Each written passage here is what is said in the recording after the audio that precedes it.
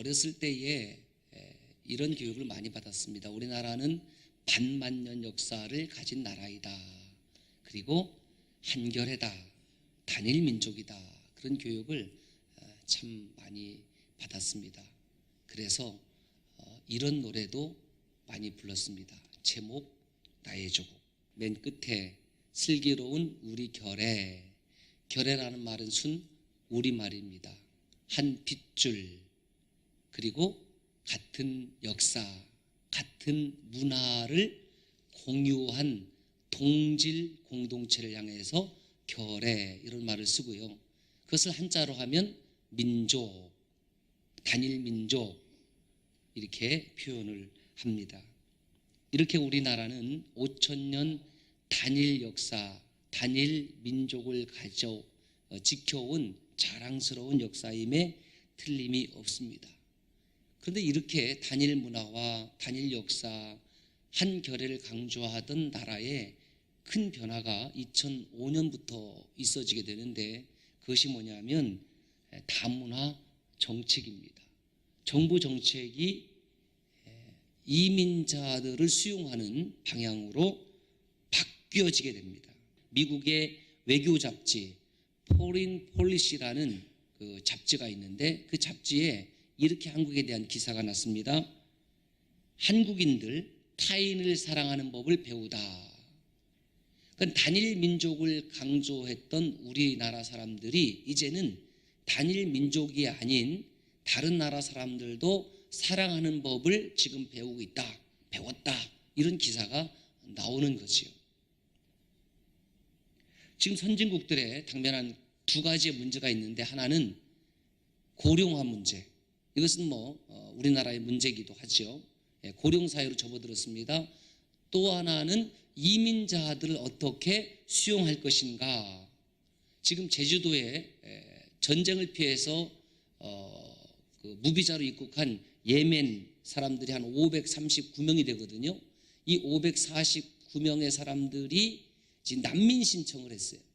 그 난민 신청을 했더니 이것을 받아들여야 된다, 아니면 받아들이면 안 된다, 이렇게 지금 양분된 의견을 가지고 있고, 제주도 사람들도 물론 그렇고, 특별히 제주도에 있는 교계도 양분되어 있다고 그래요. 받아들이는 것이 좋은가, 옳은가, 합당한가, 아니면 받아들이면 안 되는가. 제가 이 문제는 한번 다음 기회에 한번 다뤄보도록 하겠습니다.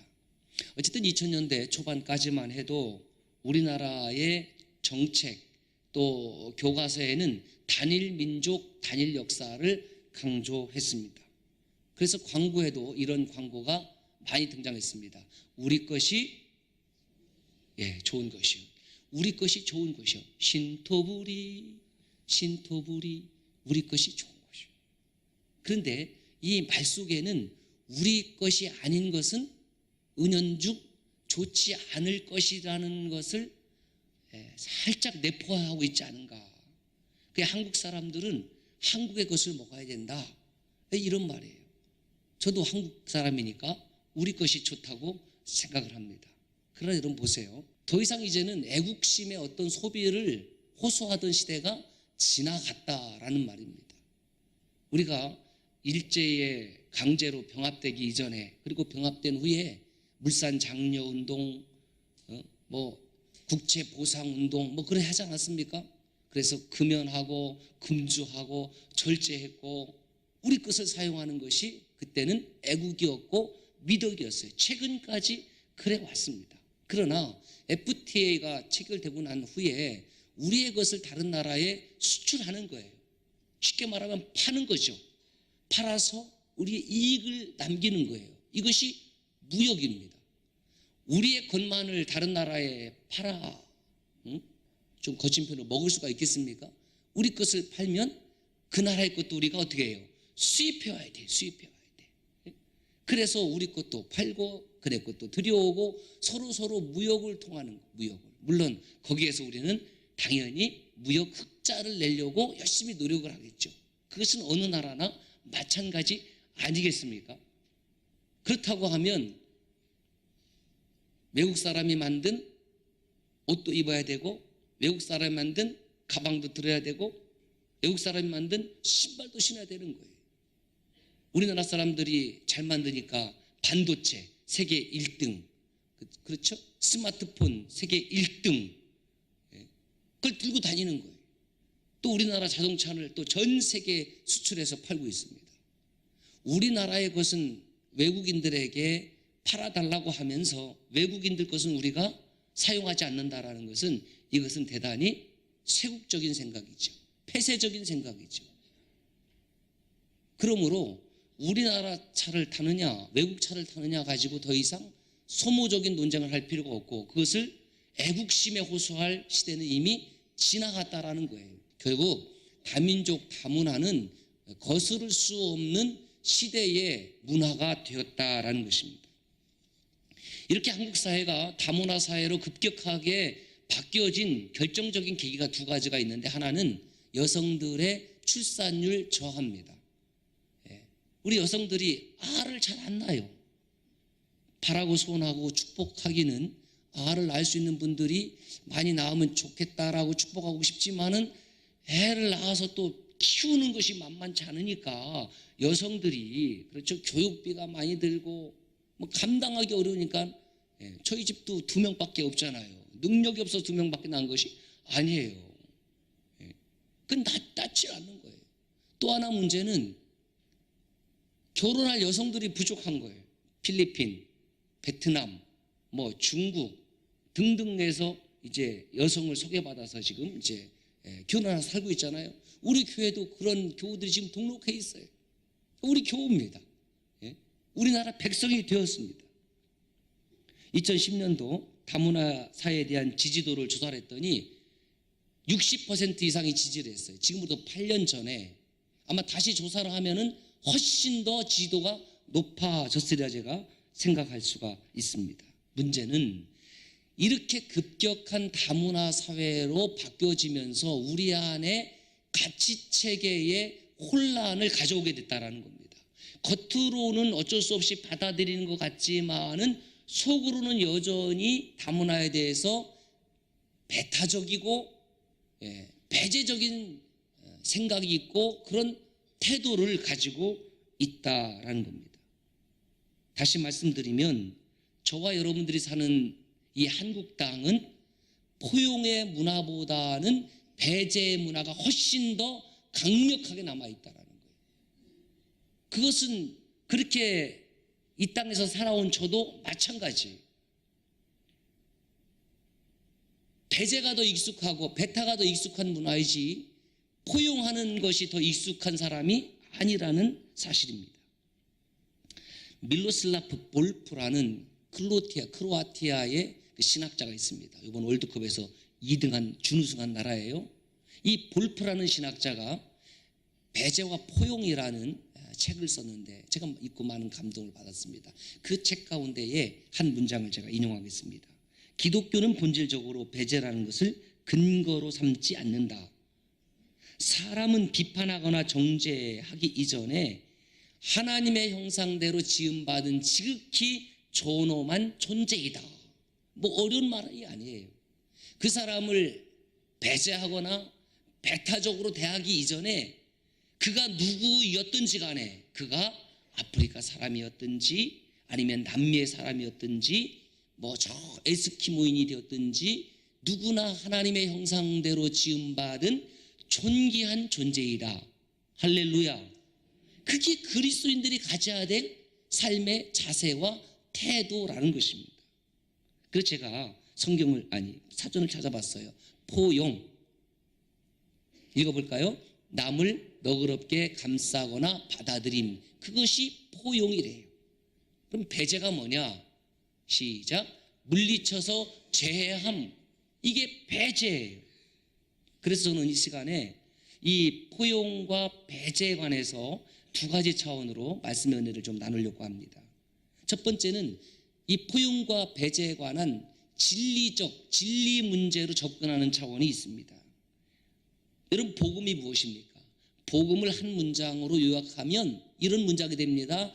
하나님께서 나를 사랑하십니다. 따라서 합시다. 하나님께서 나를 사랑하십니다. 복음 중에 복음은 하나님이 다른 형제와 자매를 사랑하는 것도 내가 알고 있지만은 하나님께서 나를 사랑하신다는 거예요. 나를 사랑하시기 때문에 그 사랑에 감격해서 뭐 더위가 됐든 추위가 됐든 나는 여전히 언제나 어디서나 하나님을 예배합니다. 할렐루야. 하나님의 사랑에 감격해서 이 예배당에 나온 거예요. 그것이 복음이에요. 이 복음 속의 핵심은 뭐냐면 사랑입니다. 사랑. 그런데 이 사랑의 속성이 있는데 사랑의 속성이 무엇이냐면은 독선적이라는 거예요. 사람의 속성은 배타적이라는 것입니다. 일반적으로 유일식을 믿는 종교, 기독교는 타 종교에 대해서 배타적이고 독선적인 태도를 취한다고 공격을 합니다. 많은 학자들이 그런 공격을 해요. 그런데 그 학자들이 모르는 것이 있어요. 무엇을 모르느냐? 하나님의 사랑의 속성을 모르는 거예요. 사랑은 근본적으로 독선적이고 배타적입니다. 그것 가지고 욕하는 사람이 없어요. 예수 그리스도만이 나의 구원자시고 예수 그리스도만이 메시아시고 예수 그리스도만이 하나님께서 이 땅에 사람을 입고 오신 유일하신 하나님이다. 그 고백이 저와 여러분들의 고백인 줄로 믿습니다. 이 고백이 다른 사람들은 다른 종교인들에게는 배타적으로 들리고 보여지겠지만은 그것은 우리가 상관할 바 아니겠어요. 왜냐하면 하나님은 사랑이시기 때문에 그래요. 하나님은 사랑이시기 때문에 우리가 하나님만 사랑하기를 원하고 하나님만 예배하기를 원한다라는 사실입니다. 그렇다고 하면 정말 기독교만 독선적인가? 아니에요. 오히려 기독교인들은 삶의 방식에서 더 유연하고 더 수용적인 모습을 가져옵니다. 청교도 정신으로 세운 미국을 보십시오. 5만 가지 수많은 종교를 다 세울 자유가 있습니다. 그러나 미얀마, 라오스, 태국 이 불교 중심의 국가에서 선교한다는 것, 예배당 세운다는 것 여간 어려운 일이 아닙니다. 왜? 그들은 타종교에 대해서 심각한 배타성을 가지고 있기 때문에 그렇습니다. 이슬람교 어떻습니까? 이슬람 사회에서 십자가를 그려놓고 거기서 예배를 드린다고 하는 것은 바로 나를 죽여주시오 하는 말과 동일합니다. 이슬람 사회에서 복음을 받아들이고 예수님을 믿고 구주로 고백하는 순간 그 가족으로부터 격리되고 그 가족으로부터 배척을 당하고 그 사회로부터 영원히 추방되는 그런 아픔을 겪는 것을 우리가 얼마든지 경험할 수가 있습니다. 특별히 근본주의 이슬람 세력, 테러를 일삼지 않습니다. 세계 곳곳에서 자기들하고 뜻을 같이 하지 아니하면 자기들의 말을 듣지 아니하면 무차별할 불특정 다수를 향해서 막 테러를 가하는, 그렇다고 중동에 사는 이슬람 국민들이 다 테러리스트라고 여러분 또 오해하지 말기를 바랍니다. 두 번째로는 타인과의 관계 차원이 있습니다. 오늘 다루고 싶은 핵심 내용이 그것입니다. 여러분, 우리는 나와 다른 것을 틀린 것으로 오해하는 경우가 왕왕 있습니다. 그런데 왜 그런 거 하냐면 다른 것과 틀린 것 사이의 구별이 애매모호할 때가 사실 많이 있습니다. 타인에 대한 편견도 있죠. 선입견도 있지요. 그래서 나와 다른 의견은 틀린 것으로 생각을 하게 되면 때로는 타인에 대한 두려움을 갖게 됩니다. 나와 의견이 다르기 때문에 나와 다르게 행동할 것이다. 이 두려움을 갖게 되면 우리가 어떤 반응을 가져오냐면 그 사람을 내 삶의 영역에서 배제하든지 아니면 그 사람을 공격하든지 두 가지의 태도를 취하게 됩니다. 그 사람을 공격하는 것은 에너지가 많이 소비되니까 일반적으로 잘 선택하려고 하지 않고 가장 쉬운 방법이 뭐냐 하면 그 사람을 내 삶의 영역에서 배제하는 거예요. 그러니까 쳐다보지 않는 거예요. 말을 걸지 않는 거예요. 말하지 않는 거예요. 인격적인 관계 형성을 거부하는 것입니다. 이렇게 배제의 사고와 태도가 가져온 우리의 문화가 있습니다. 그 문화가 뭐냐면 우리끼리의 문화입니다. 우리끼리. 지연, 학연, 얼마나 이게 센지 몰라요. 그 사회 속에서 포함되어 살아간다는 것은 여간 힘든 일이 아니라는 거예요. 여러분, 그래요. 남을 배제하는 것은 이건 어렵지 않습니다. 매우 쉬운 일입니다. 그러나 나와 다른 타인을 포용하고 끌어안는 이 삶은 이건 쉬운 것이 아니에요. 매우 어려운 일이에요. 여기에는 대가가 지불돼야 돼요. 수고의 대가가 지불돼야 되고 희생의 대가가 지불돼야 되는 겁니다. 그래서 제가 말씀을 쭉 읽고 묵상하면서 도대체 우리 안에 있는 이 배제의 역사가 어디서 시작이 됐는고 찾아보니까 사람을 처음 지으신 에덴 동산에서 시작이 되었더라고요. 어떻게 시작이 되었습니까? 선악을 알게 하는 나무의 실과를 먹지 말라는 하나님의 말씀을 그 아담과 하와는 배제시켜 버렸습니다. 자기들의 삶의 결정 과정에서, 행동 과정에서 하나님을 제외시키고 배제시키고 배타적으로 대했고 자기 둘만이 숙덕숙덕해서 둘이 먹고 말았습니다. 하나님을 배제시켰습니다. 그것이 죄입니다. 그 아담과 하와의 가인과 아벨이 있지 않습니까? 형 가인이 동생 아벨을 어떻게 배제시켰습니까? 살인으로, 동생을 죽임으로. 여러분, 이렇게 타인을 내 삶 속에서 밀쳐내고 제외시키고 배제하는 것이 얼마나 큰 죄라는 것을 말씀을 통해서 깨닫는 거예요. 우리 삶 가운데에 하나님을 배제하는 것이 죄예요. 하나님을 배타적으로 대하는 것이 죄고 타인을 내 삶 속에서 밀쳐내는 것이 죄라는 것을 깨달았습니다. 창세기 11장에 가면 심각한 배제의 역사가 또 하나 나오는데 그것이 바벨탑의 심판입니다. 많은 사람들이 생각합니다. 우리가 모여서 탑을 쌓고 흩어짐을 면하자. 여러분, 왜 흩어짐을 면하자라고 생각을 했겠습니까? 뭔가 흩어져야 된다라는 느낌이 있었겠죠. 그리고 하나님을 향해서 배타적인 태도를 갖습니다. 우리도 탑을 쌓아 우리 이름을 지면해내자. 여러분, 우리 그리스도인들은 내 이름을 지면해내려고 하는 사람이 아니라 천하 온 족속에 모든 구석구석 모든 땅에 예수 그리스도의 이름을 드러내는 사람들이 그리스도인입니다. 믿습니까? 자기 이름을 드러내자는 거예요. 아니라는 거예요. 모든 족속 가운데에 오직 존귀하신 예수 이름을 세우고 예수 이름만 영광을 받으십시오. 이런 삶의 태도를 가져야 되는데, 우리 이름 내자. 그렇게 하나님을 향해서 배타적인 태도를 가졌을 때에 하나님의 심판이 무엇입니까? 바벨탑을 무너뜨리는 것이었고 그 바벨탑에 모인 사람들이 흩어지는 심판을 받게 되었습니다. 결국 배제의 방식이 얼마나 쓰라린 삶의 결과를 가져오는지를 깨닫게 하셨습니다. 그렇다면 저와 여러분들 가운데는 왜 포용보다는 배제의 삶의 방식이 더 많이 있느냐? 그것은 다름 아닌 내 속에 아직도 예수 그리스도의 영으로 충만하지 않기 때문에 그렇습니다. 겉으로는 예배당을 열심히 나오고 겉으로는 교회의 직분을 가졌지만은 내 속에 아직도 예수 그리스도의 마음으로 충만하지 않기 때문에 내 마음에 맞지 아니하면 무조건 밀쳐내려고 하는 거예요. 그리스도의 몸된 교회를 같이 섬기면서도 전혀 알려고 하지 않습니다. 전혀 관심이 없습니다. 예배 한번 드리고 쏙 빠져나가는 것으로 끝이지 그 사람하고 이야기를 나눌 생각도 하지 아니하고 동역할 마음도 없습니다. 왜? 이미 나는 타인을 내 삶 가운데에 배제하고 살기 때문에 그렇습니다. 그러므로 복음으로 충만한 교회는 성도 상호 간의 배제와 배타의 방식이 아닌 포용과 섬김의 방식을 선택하며 나아가는 것입니다. 그런 차원에서 이 본문의 말씀은 매우 중요한 말씀입니다. 익히 잘 알고 있지만 이런 각도에서 요한복음 4장의 말씀을 다시 한번 조명해 보니까 이 예수님과 수가성 이 사마리아 여인의 만남은 하나님과 사람 사이의 만남이고 하나님과 사람 사이에 조화하고 창조주와 피조물 사이에 아름다운 사랑의 하모니를 드러내고 있다는 것입니다. 당시 유대인들은 사마리아 사람을 배제했습니다. 사마리아인들도 물론 유대인을 배제하고 살았습니다.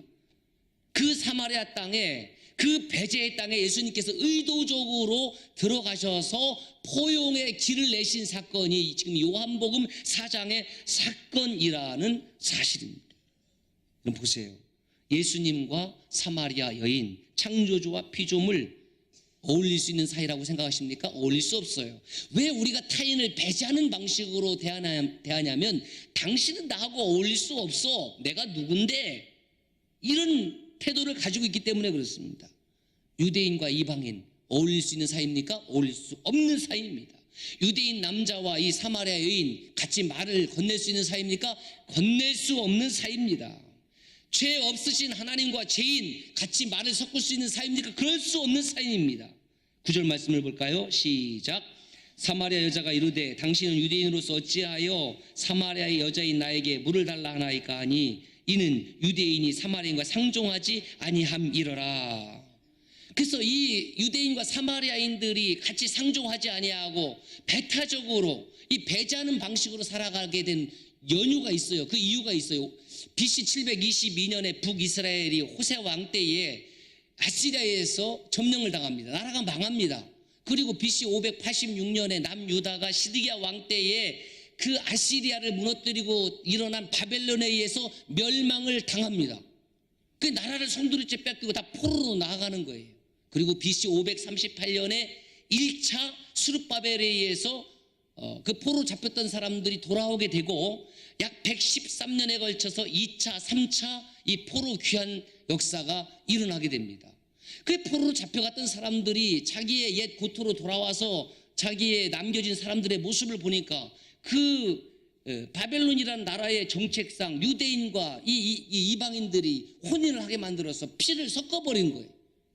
그러니까 순수한 단일 민족으로서 유대인으로 가지고 있던 사람이 옛 고토에 들어와서 보니까 아니 이것들은 지금 피를 섞었고 이건 유대인도 아니고 이방인도 아니고 그래서 야 나는 너희들과 상관 안 해. 너희들은 유대인이 아니야 라고 선을 긋고 경계선을 쌓고 담을 쌓고 배제하는 방식으로 살아가고 그래서 자기들은 예루살렘 시온산에서 예루살렘 성전을 다시 건축하고 이게 스룹바벨 성전입니다. 1차 회복 때에. 그래서 거기서 제사를 드리니까 사마리아인들은 너희들은 뭐 그래 우리들은 우리들끼리 예배하지. 그래서 그림신산에서 자기들끼리 예배를 드리는 거예요. 그래서 주님께서 이 산에서도 예배 말고 저 산에서도 예배 말고 하나님께 예배하는 것은 이 산이냐 저 산이냐 예루살렘이냐 그림신산이냐가 중요한 것이 아니라 오직 영과 진리로 예배하는 것이 중요하다. 할렐루야. 그 말씀을 드리고 있는 거예요. 그 말씀을. 사마리아 여인은 사실은 자기들의 사회 속에서도 자기들의 문화 속에서도 배제된 여인이었습니다. 남편이 몇 번째 남편이라고요? 6번째 남편이에요. 6시에 물을 길러 왔습니다. 새벽 6시면 시원하겠죠. 오늘날 우리 시간으로 환산하면은 정오 12시에 물을 길러 왔어요. 왜 정오에 물을 길러 왔겠습니까? 다른 사람 만나기 싫은 거예요. 남들 다 집에서 그 태양빛을 피해서 있을 때에 그때 물이 필요하니까 사람들의 시선을 피해서 그 배제된 사회 속에서 물을 먹고 살려니까 물을 길러 온 거예요. 물을 길러. 그 얼마나 외로운 여인이에요. 그때 예수님께서 사마리아 성에 들어가시는데 저는 이 여인을 위해서 목적 있게 들어갔다고 믿습니다. 예수님께서 가시는 걸음 하신 일은 그냥 하신 일이 없어요. 그래서 이 여인 수가성의 여인을 만나서 이 여인과 대화를 했습니다. 그 여인과 예수님과의 관계를 이어준 아주 중요한 매개체가 뭐냐면 물이에요. 물. 그럼 물은 무엇입니까? 물은 생명이에요. 물 없이 살 수 있는 존재가 있습니까? 없습니다. 지구상에 거하는 모든 생명체는 물을 필요로 하는 거예요. 물이 절대적으로 중요합니다. 물이 있어야지 더러움을 씻어낼 수도 있습니다.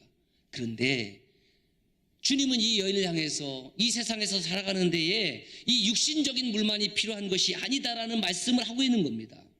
이 물을 마시는 자마다 다시 목마르려거니와 내가 주는 물을 마시는 자는 목마르지 아니하리니. 그렇죠? 내가 주는 물을 마시는 자마다 그 속에서 영생하도록 솟아나는 샘물이 되리라. 이 말씀을 들으니까 여인이 거기서 깨어나기 시작하는 거예요. 각성하기 시작하는 거예요. 나는 육신의 물만이 필요한 줄 알았더니 당신이 주는 물을 먹으면 마시면 영원히 목마르지 아니한다고 했으니 주여 그 물을 내게도 주시옵소서. 우리 여름철에 물이 필요합니다만은 오늘 또 우리가 예배당에 나와서 예배드리는 이유는 뭐냐면 하나님의 은혜의 생수를 마시기 위해서입니다. 할렐루야. 사람의 떡으로만 살 것이 아니라 하나님의 입에서 나오는 모든 말씀으로 살리라고 그랬으니 하나님의 은혜의 물을 내가 채워야지만이 내가 이 세상 가운데에 곤비치 않고 피곤치 않고 피곤해도 넘어져도 다시 일어나는 새 힘을 얻을 수 있기 때문에 주님의 전에 나와서 찬송하고 기도하고 하나님의 말씀에 귀를 기울이는 것 아니겠습니까? 예수님은 이 여인을 만나셨고 대화를 통해서 이 여인의 상처난 마음을 어루만지시고 치유하시고 목마르지 아니하는 은혜의 생수를 쏟아 부어주심으로 인하여 이 여인이 새로운 삶을 찾게 변화시켜 주셨습니다. 하나님은 범죄한 인간들을 그냥 내버려 두지 아니하셨습니다. 우리는 하나님을 배제하는 삶을 선택했는데 하나님은 우리를 향해서 포용하는 삶을 선택하셨습니다. 그것이 무엇입니까? 골고다 언덕에서 두 팔을 벌리고 십자가를 지신 사건이에요. 이 배제의 땅에서 예수 그리스도께서 십자가의 고난을 당하심으로 말미암아 우리에게 포용의 길을 열어주신 장소, 그 출발점이 바로 골고다 십자가 언덕인 줄로 믿습니다. 그러므로 예수 그리스도를 섬기고 믿고 따르는 저와 여러분들은 우리가 발을 딛고 있는 이 땅에서, 이 배제의 땅에서 다시 한번 복음으로 포용의 길을 열어가는 성도들이 되어야 될 줄로 믿습니다. 그것이 하나님께서 원하시는 사랑으로 하모니를 이루어가는 참된 교회의 모습입니다. 생명의 말씀으로 나를 세우사 주의 길 예비케 하소서. 성령의 능력으로 기름 부으사 진리를 선포하게 하소서.